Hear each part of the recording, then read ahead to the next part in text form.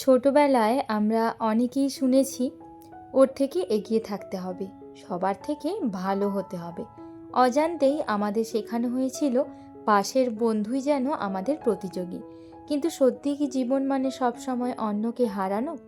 আমি আমার সন্তানকে শেখাতে চাই সবার থেকে সেরা নয়, নিজের সেরা হতে।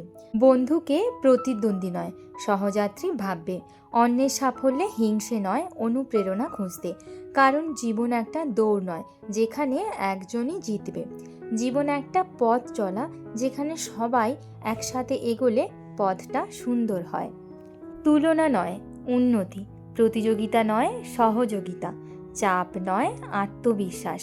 আমরা যদি আমাদের সন্তানদের শেখাই নিজের সাথে লড়তে, তাহলে তারা অন্যকে হারিয়ে নয়, নিজেকে গড়ে বড় হবে। আজকের রেসিপি পটাটো রিং। তার জন্য প্রথমে একটা সেদ্ধ আলু গ্রেট করে নিয়েছি। দুটো ব্রেডের ব্রাউন অংশ কেটে জলের মধ্যে ডুবিয়ে সেটা থেকে ভালো করে জলটা স্কুইজ করে আলুর সঙ্গে অ্যাড করেছি।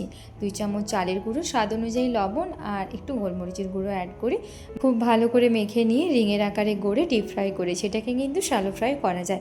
ভেতরটা যেরকম নরম, বাইরেটা সেরকম ক্রিস্পি হয়। যদি ভালো লাগে বানিয়ে একবার দেখতে পারো।